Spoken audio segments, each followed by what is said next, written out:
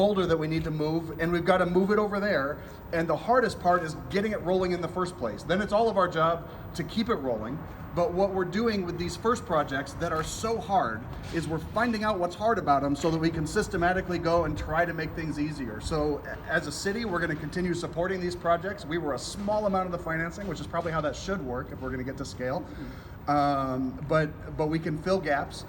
We're working through the Clean Energy Partnership. We've actually got Excel and Centerpoint at the table to really negotiate with them. How are we going to get to this renewable energy future that we've got? And those conversations are sometimes tough.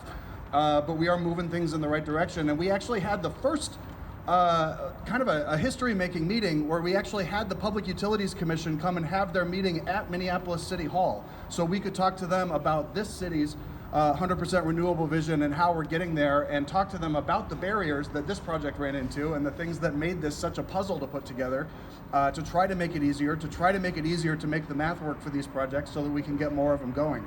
So I'm very excited about this. It's something to celebrate. It's something to celebrate that we have people who will work to get these first projects off the ground, people who will subscribe to these projects, people who will show up and celebrate these projects together. That's exactly what we need right now, and now we just need to do this like hundreds and hundreds of times more. Wow. Thank you. Thank you.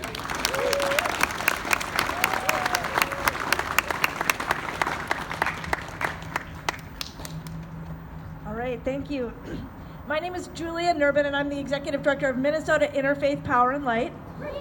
And I'm here with my colleagues Alina and Sam and Emily, and with all you incredible partners and subscribers to this ramp. So Minnesota Interfaith Power Light builds the climate justice movement with people of faith and with communities across the state. And our hope is that we can build projects and community conversations that will represent three legs of a stool. We need to do practical projects, and we need to build prototypes like this one that get us into a place where we understand the economics and the structures that are going to get us to a lower carbon footprint. We also need to be building the policy and the system change that's going to make that happen. And at the same time, we need to be building the relationships and having the vision that's going to carry us forward to a different place. So I wanted to start by just telling a quick story about how I got into this movement, and that had to do with many of you who are standing around us. So back in 2009, you all remember what happened that year? A bunch of people met in Copenhagen, and the spoiler here is, of course, that it didn't go very well.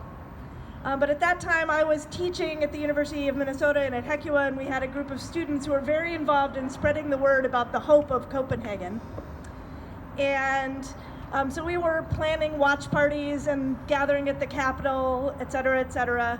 And of course, December came along and nothing really happened.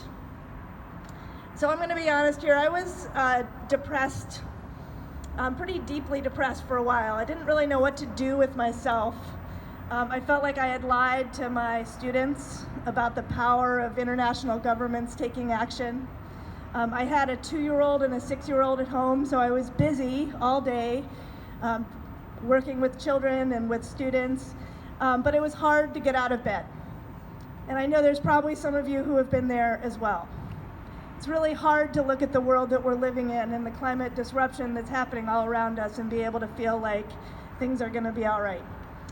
But I really give thanks to endorphins. One day in the early summer, I was taking a run, and it struck me like a lightning bolt, and I kid you not, I was like, oh my God.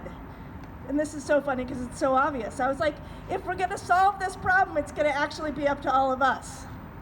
And it was like, all of a sudden the lights had gone on. And I got together, I actually called Paul Thompson, right there, thank you. And Timothy, I know you were involved in early conversations, and a bunch of other folks. We got together on my front porch, and we started having a conversation about how to make that happen. Now, of course, these conversations have been happening all over, and many people had a similar experience. But to me, it was actually sitting with folks around the table on the porch. We planned an event, 10-10-10. It was a global work party. And we started highlighting examples of how these prototypes were going to work in our own communities.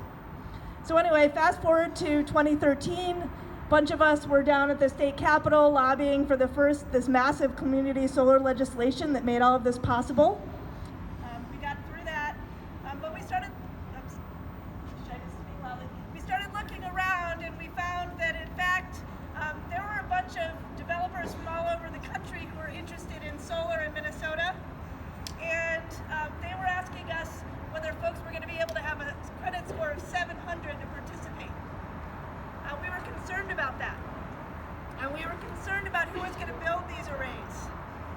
So this team at Minnesota IPL got together and we said, let's put together our values. Let's make it clear what we want to see in this world that we're creating. So we said we wanted to make sure that solar in Minnesota was accessible to everybody. You didn't have to have a high income. You didn't need to be a property owner. You didn't need to have a high credit score to participate. We wanted to help close the employment gap between African Americans and white workers in Minnesota.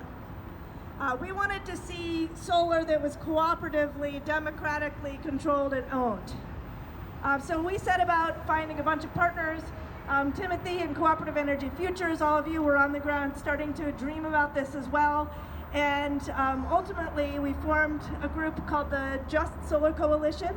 So many developers here, Apadana, IPS, Cooperative Energy Futures, Community Power, Minnesota IPL, the Sierra Club, we decided to put those values into practice. And one of the things you do when you try to put values into practice is you prototype. So I couldn't be happier to be here. My family's a subscriber. We've been working for 3 years now to get people subscribed to Shiloh and to this array. We're excited about the arrays in southern Minnesota and to keep doing the work for a very long time. So celebrate here today this incredible accomplishment, and thank you all for being part of that and making it possible to get up every day and be with my family and feel like we're in a world where we can continue to make a difference. Yep.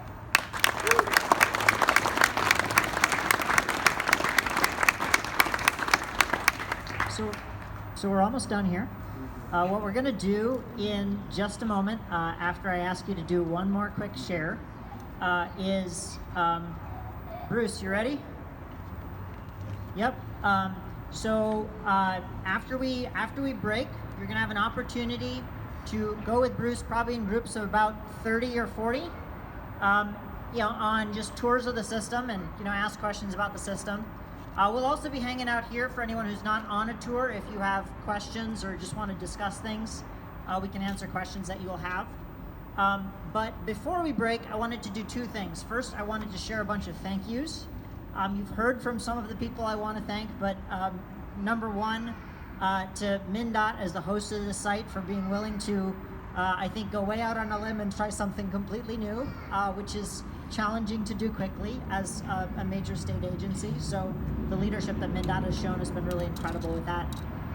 To the city of Minneapolis that operates this ramp and various other contractors who help manage the ramp, ABM, Walker Parking, a variety of partners have helped make the logistics of this possible. To Apadana in particular for all of the work serving as the general contractor and really figuring out a lot of the details about how to put this together. And to various subcontractor providers, particularly Polytex, but also Sheehy Construction, which did a lot of the steel construction work, and some of the early design work that Cedar Creek Energy put in. Also want to thank our outreach partners. You've heard from MN IPL, also a quick shout out to Community Power, and a number of individuals across the Twin Cities who have helped engage subscribers. Just a quick show of hands, who here is a subscriber to this garden?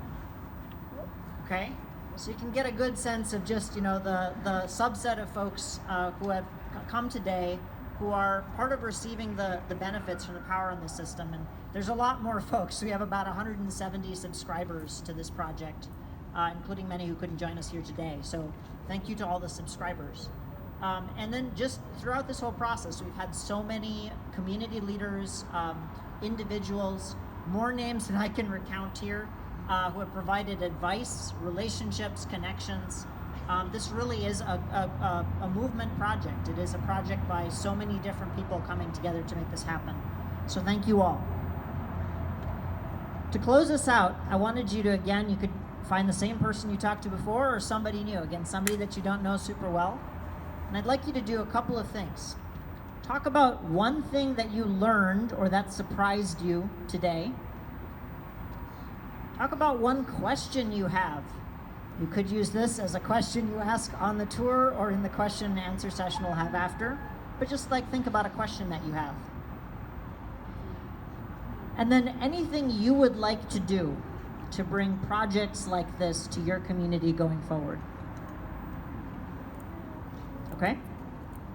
Go for it.